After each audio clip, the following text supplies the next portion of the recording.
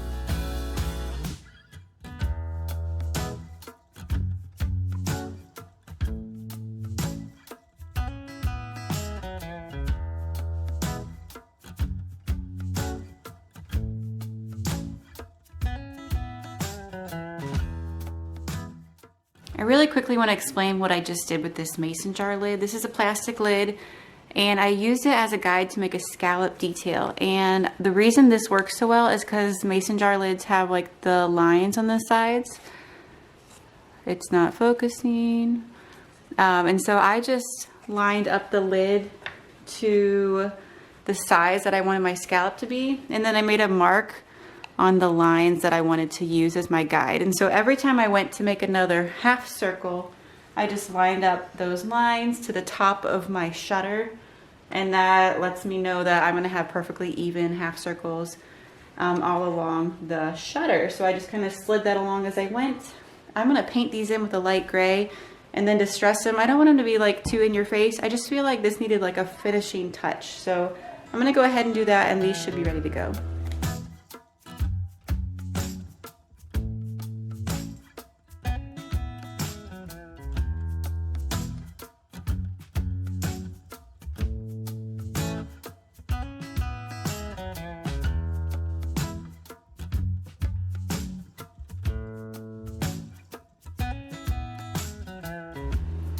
Let me give you kind of a close-up.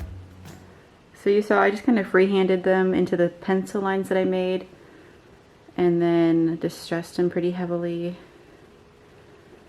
And this is how it turned out. I think it just helped them look a little more complete and a little more custom.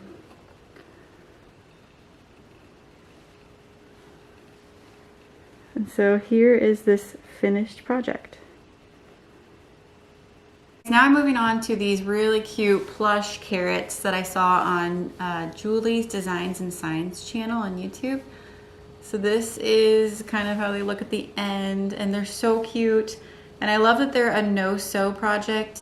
And I made a few different varieties of these today that I want to share with you when I'm done talking you through the process. So super easy project. I took my drop cloth fabric, and I have 2 layers here.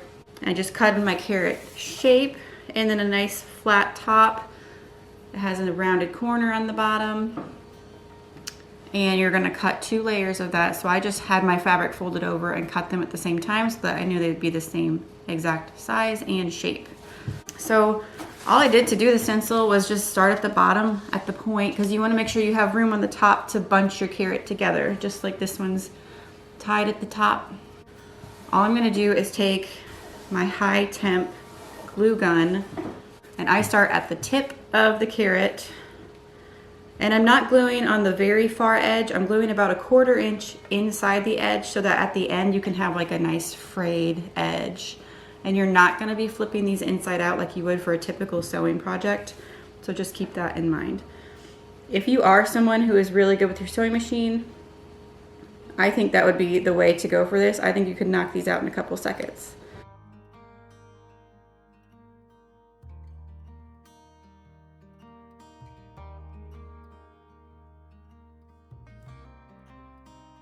So I have my pieces of fabric glued together.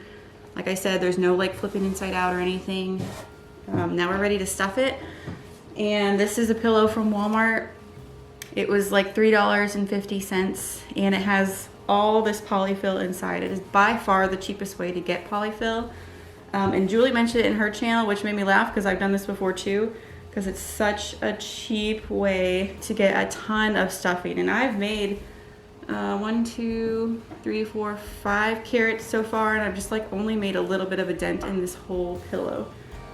So that is definitely a budget friendly way to go.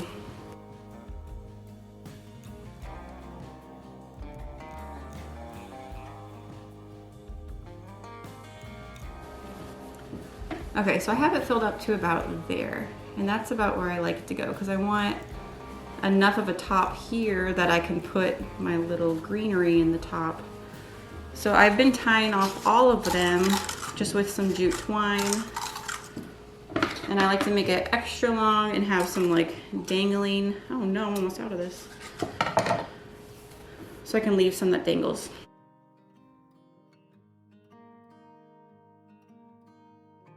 And you can do a bow if you want. I've just been kind of leaving them long and dangly. And then the very last step is you're gonna take one of these boxwood picks from Walmart. It was literally 97 cents. You cannot beat that price, even at the Dollar Tree. And I just shove it in there. You can put some glue in there if you want. I haven't really found that I needed to do that though.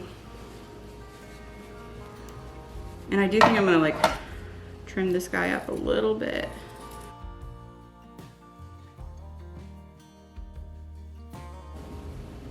Alright, all done. So let me show you all the other styles I've made. I've done this carrot one. I've done a few carrot ones. Just lay those there.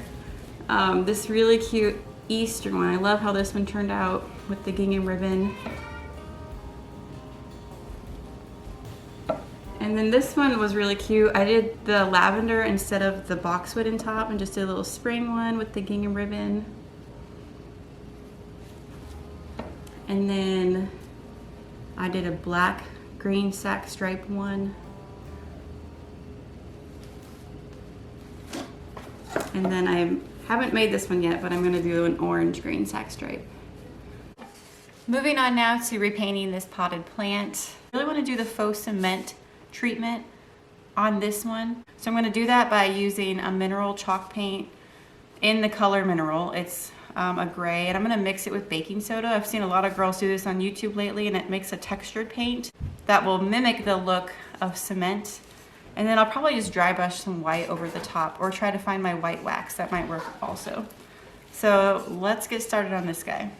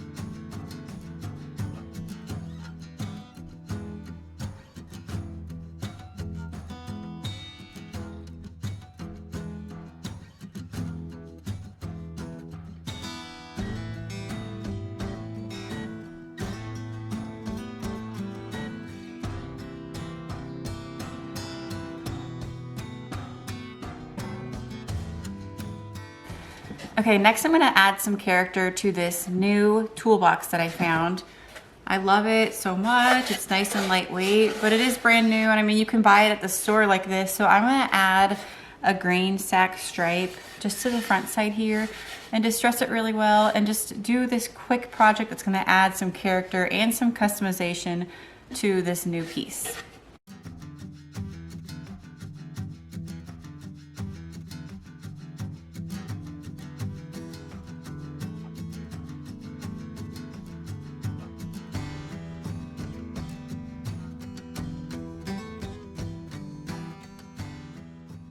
I think my last project for this video is going to be this shiplap sign.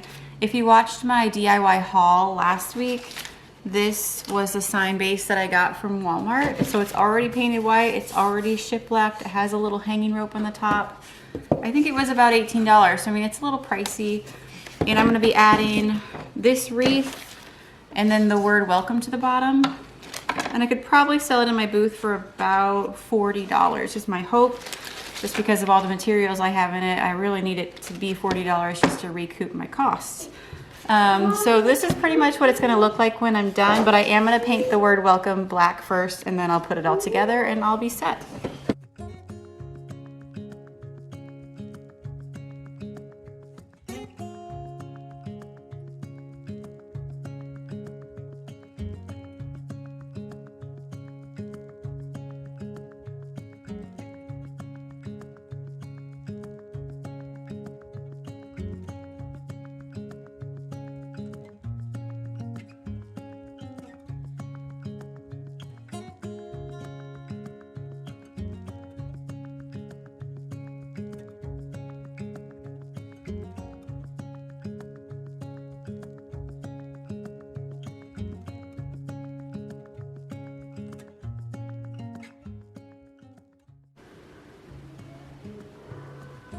All right, guys, here's your final look at everything that I worked on this weekend.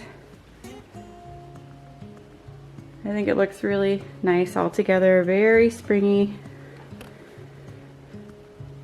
And I do think most of this is going to be sold in my antique booth.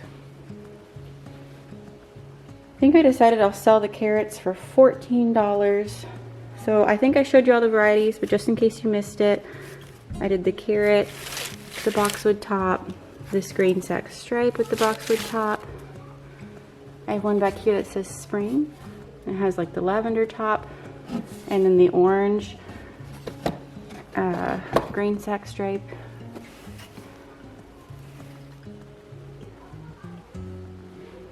Over here I have Easter. And then a couple more that are the orange carrots. Those were so fun to make. I loved adding like some special touches like the gingham ribbon and the lavender and just mixing and matching to make those more unique to my design, and I think they're super cute. I have enough material. I'm probably gonna make about 3 more for my booth. I thought this sign came out really cute. It was a nice simple project. All I really had to paint was the welcome and then just assemble that all together. Here's another look at the shutters that I made the planter boxes in the front. These are definitely a little more girly than I typically go, but I think they're really pretty. I imagine they'll be a quick seller for me in my booth. And then, oh, here's how that grain sack stripe looked on the box. I thought that turned out really nice.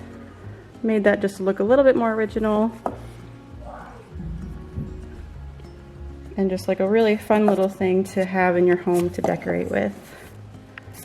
Now, if there's anything that I did in this video that I really am impressed with and I loved so much, it was making these cement planters. Now my stamp didn't come out super well. It's really hard to do those stamps on a curved surface. But I kind of like that it's like mostly worn off. It looks really old that way. But I mean, this is just that cheap terracotta. It's completely plastic, and I keep kind of fooling myself because it looks like concrete, and when I pick it up it's really light. But that's how much it actually looks like a concrete planter, is that I'm even tricking myself. I mean, check it out. It looks so cool. And this was just like such a cheap little pot before.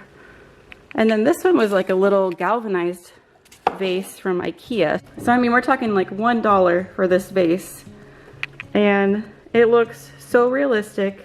It's really durable. Like, it's not flaking off or anything at all. I was a little bit worried about that, but it really adhered on there well. So that was a fun new trick I learned for this video.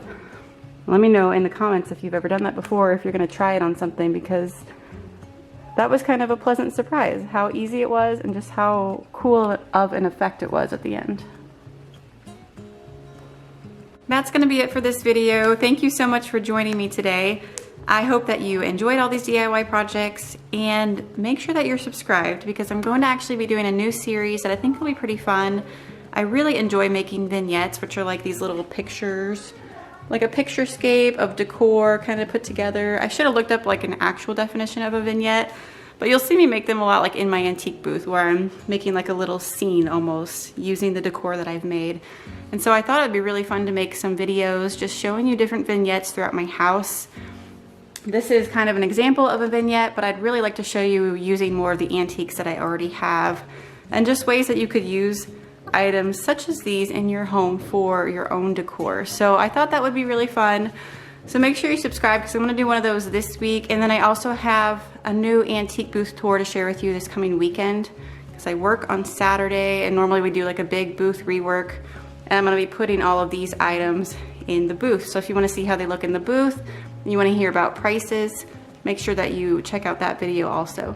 And really quickly, I want to say thank you to everyone who's already subscribed. I finally hit 1,000 subscribers over the weekend, and I was super excited. It was kind of a goal that I was like, I'm not really sure if I'm going to ever meet that or not. When I started my YouTube channel, I really was just doing this for fun and just to kind of see what would happen. So the fact that I hit 1,000, it's really encouraging, and I'm just excited to see what happens next with this channel. So thank you so much for subscribing already if you have. And it's kind of fun to see that there's like people who I'm starting to recognize your names in the comments and stuff, and I just really appreciate you being here. You have no idea. I'm looking forward to making some more DIY videos for you. I have some antique upcycling projects I need to get done soon, and I just hope you can join me for those videos also. So I will see you in the next one. Thank you so much for watching. Bye.